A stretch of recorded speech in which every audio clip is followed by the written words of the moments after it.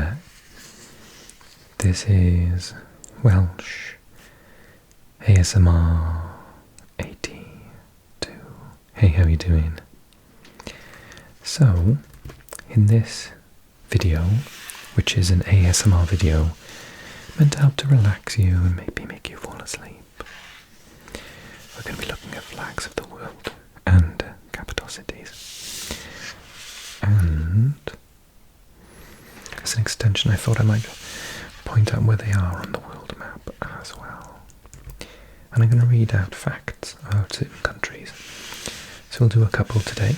We've done 3 or 4 videos like this already, so check those other ones out. I'll leave some at the end as links. And yeah, I hope you enjoy the video. Find it really relaxing, maybe even interesting.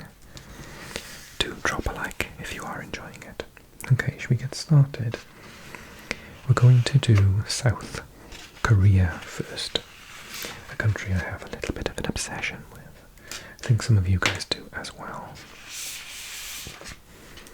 South Korea is here, so if you imagine USA just there technically, Russia, China, this is Japan in the light green, and North Korea, and then South Korea's here, including a couple of islands, Jeju for example. So this is South Korea. I think it's called the Republic of Korea, if I remember correctly, its official name. Let's try and find it on these flags. Yes, just South Korea, but I'm pretty sure it's the Republic of Korea. Cool flag alert, I really like it. These 4 symbols all stand for different things like virtue and stuff like that. South Korea, Seoul is the capital. I've been 4 times. I love it there. I am obsessed with Korean food. Okay, a couple of facts about Korea. One, I'm going to read out because it really shocked me that it's common in Korea to ask about blood types. Apparently this is because some people, like in Britain and in the States as well, some people love horoscopes, and it's sort of to do with that, you know, like if you, for example, a woman who is a B, type B, they should look for type O males, and an AB will be okay, but a type A is not okay apparently. And apparently it's kind of like a common question when you go on a date with someone to see if you're compatible, which I find remarkable for a couple of reasons. So some of you who watch this channel from the States will find this totally bizarre, but in Britain we do not know our blood type. It is not something that is ever discussed. I think I would have to phone my doctor and ask, and even then they would think it's a really weird question, because I think like we only really need it for blood transfusions. Well, if I'm awake and I'm losing so much blood I need a transfusion, then I'm not going to be in the right frame of mind to tell them what blood type I am. I think it should come from my doctor's notes. So yeah, I find it like totally weird, and so there's that point. I know Americans will be freaked out by that. You all seem to know in all the TV programs I watch. You all know it apparently, but yeah, no one does in Britain. Back me up, Brits, come on in the comment section, let me hear you. We don't know what blood type, do we? But also using it to plan a relationship is like crazy, but apparently it's like superstitious. The other thing, which I think I'm going to read it out because it is curious, but I think it was actually stopped this year. I think they banned this. But if you ask someone, or historically up until this year perhaps, if you ask someone their age in Korea, the question you have back is which one, because Koreans have their own way of talking about age. So from the second you're born, you are 1 year old, and then on Lunar New Year or Chinese New Year, as we like to call it, I believe, you turn 2. So you could actually be 2 days old and 2 years old in Korean counting, because you could be born the day before Chinese New Year. And that's the way it works, so you could be 2. So it's really strange, but because it was getting really crazy out of hand and confused things in an international way, I think they've actually stopped it. So I'm going to read out the facts here. It says, there are different schools of thought why this is. One explanation is that people think it's because the baby in the mother's womb is there for 9 months, which is about 1 year. So the baby, when it comes out, is like 1. The method of calculating this is a little tricky since it can vary with the lunar calendar, solar calendar, and your birthday. Simplest way to answer the age question in Korea is to tell Koreans the year you were born. If you want to use simple Korean age calculator, this formula should do the trick. Current year minus your birth year plus 1 is your Korean age. So yeah, that is mental. And one other one about fan death being a superstition.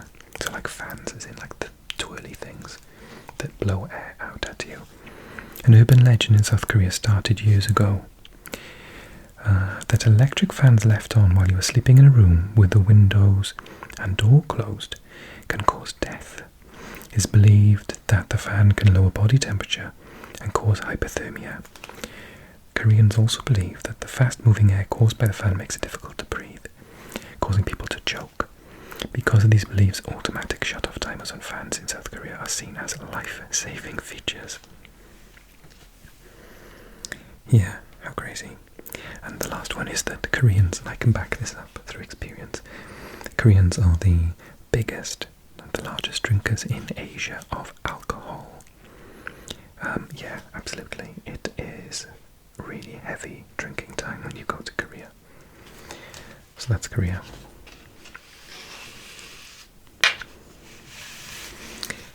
I was teasing you with Finland. Should we look at Finland next?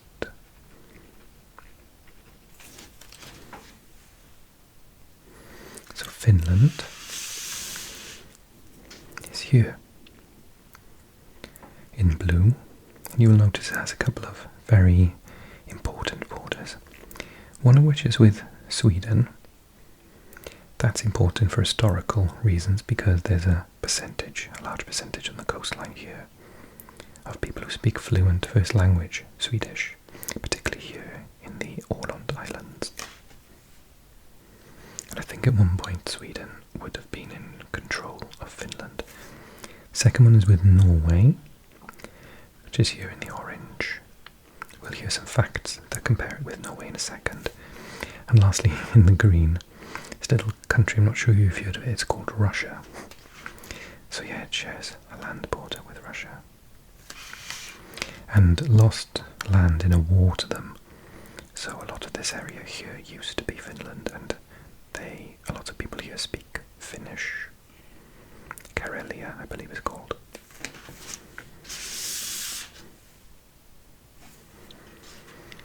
So, some fun facts about Finland. Finland is the world's happiest country. Most Scandinavian countries are right up there, but Finland is numero uno. Helsinki is the capital. Finland's population is only slightly bigger than Norway's, the one that I showed you earlier on. Both of them are smaller than Sweden, and obviously all three are smaller than Russia, the largest country in the world. But Oslo, despite having a slightly smaller population, is slightly bigger than Helsinki, the capital. So Helsinki isn't a massive capital as such. Almost half of Finland's foreign population lives in Helsinki. And the Finnish language is totally different from the Scandinavian languages. Which is why, because of its geographical location, some people call it incorrectly part of Scandinavia, which includes Iceland, Norway, Sweden and Denmark. But as they have a sort of language continuum, that makes sense, including the Faroe Islands as well. Oh, sorry, that's Shetland. The Faroe Islands as well. And 1, 2, 3, 4, 5. And 6 if you include the Åland Islands. Appears still part of Norway. Finland. Its language is a Finno-Ugric language related to Estonian and distantly to Hungarian. It's nothing like at all. So, that is Finland. Where should we go next? Let's look at Guatemala, which is here, just next to Mexico. Guatemala in light green just there. So the capital of Guatemala is Guatemala City. The national bird of Guatemala lends its name to the Guatemalan currency. The bird is a quetzal, or quetzal, I'm not sure. Quetzal. A long-tailed bird that lives largely in humid forests. It's becoming more difficult to find, though, in the wild, but you can see it on the banknotes every day. Guatemala means the land of many trees. It's been inhabited for about 20,000 years, and 22 languages are spoken in the country. Fascinating.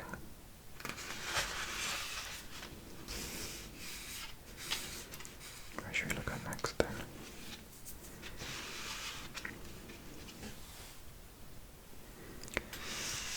Let's go top row and look at Austria, the capital city of which is Vienna.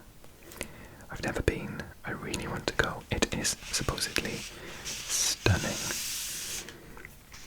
You'll see Austria here, I think in that sort of pinky colour. You can see it's right at the heart of Europe, which leads us to one of our facts in just a moment. The highest waterfall in Europe is located in Austria. Austria is the home for the world's largest ice cave. Austria borders on 8 countries, including Germany, Switzerland, Liechtenstein, and Italy. Austria is considered one of the most eco-friendly countries in the world. The highest point of Austria is the mountain Großglockner, which is 3,798 meters above sea level.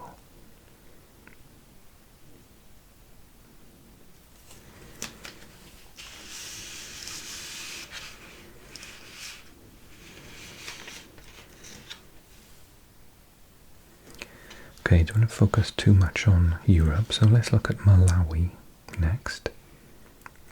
With this cool green, red, black flag with the red sunrise or sunset.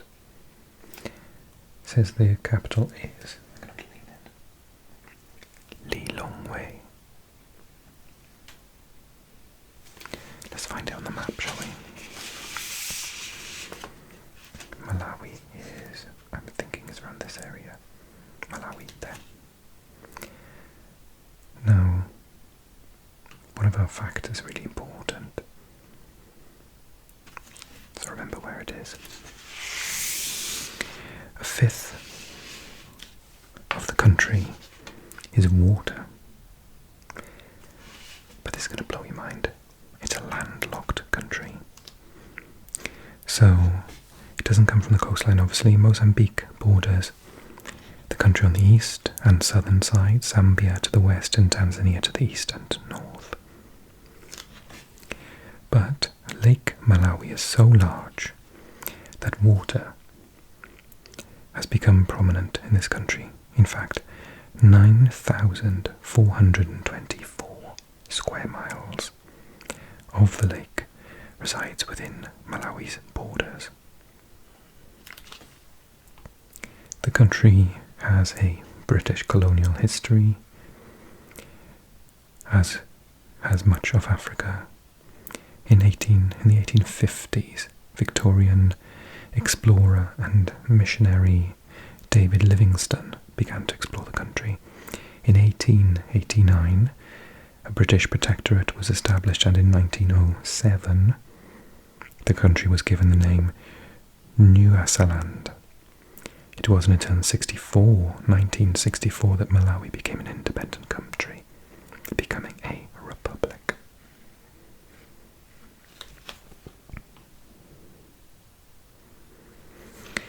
The Little Five can be seen in Malawi. A fascinating wildlife Malawi fact. While people may focus on the big five, the smaller version is nearly as impressive. These animals are often small and overlooked, but if you catch a glimpse, there's no doubt that you'll be intrigued. These animals include the elephant shrew with the big nose, rhino, beetle, buffalo, weaver, ant lion, and the leopard tortoise. Big isn't always better.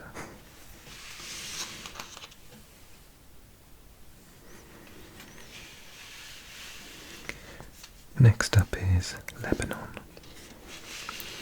Let's find Lebanon together.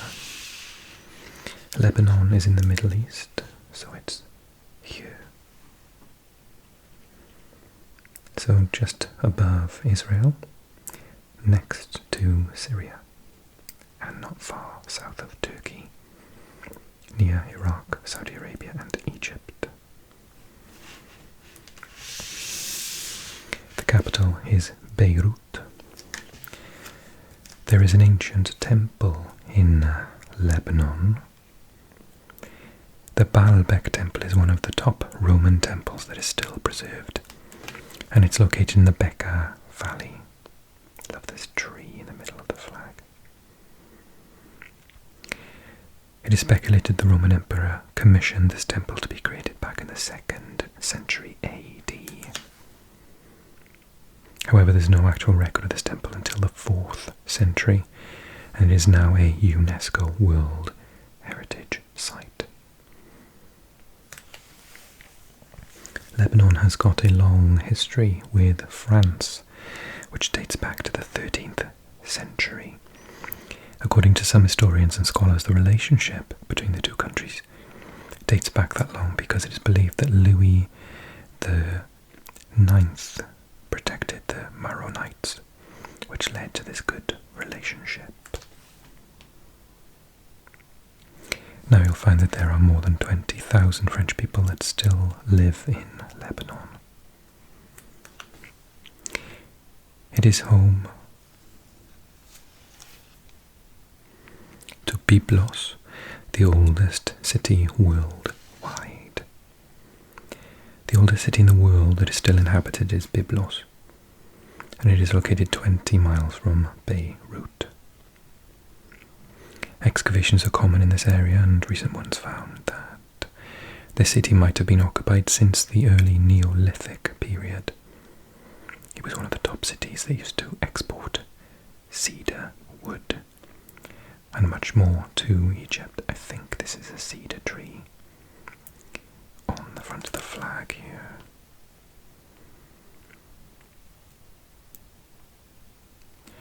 And last one, people mostly speak 3 languages. People throughout the country speak 3 languages. Arabic. Besides that, people can often speak English and French.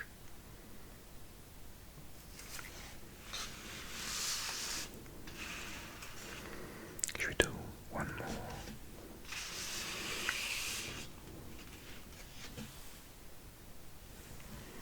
Shall we do Portugal?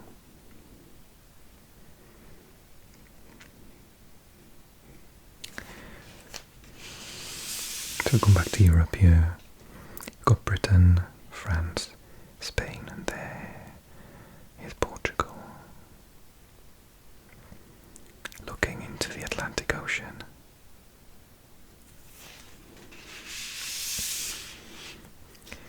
Portugal's capital is Lisbon.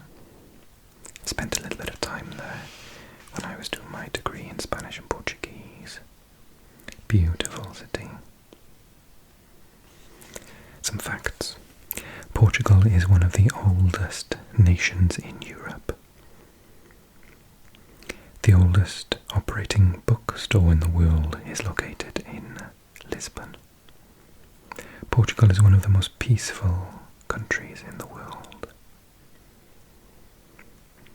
There are over 250 million Portuguese speakers around the globe. Curiously though, Portugal only has about 5 million, I think, off the top of my head. Most of those live in Brazil.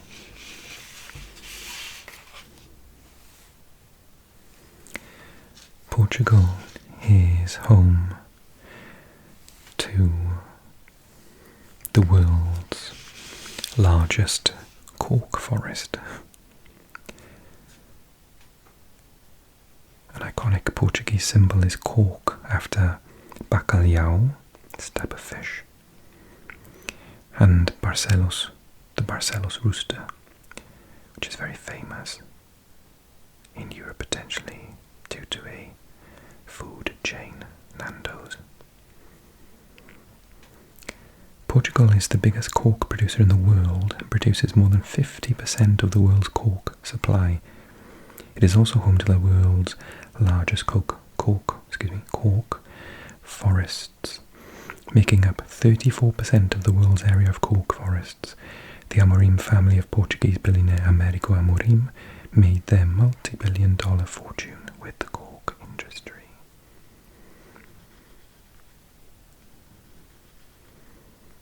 If you love wine, then you need to thank Portugal. Okay, that's all for this evening. Thank you so much for watching, and if you want me to do a particular country next time, then drop a comment naming that country and I'll take it into consideration. Okay, hope you enjoyed the video. Click like if you did, leave me a comment. Any crazy facts you know about any of these countries, then stick them in the comment section for me. And click subscribe, I can't speak. Click subscribe if you haven't already, and maybe consider joining my Patreon, like a couple of new people have this month. Thank you and welcome. Info in the box below. Good night, everyone.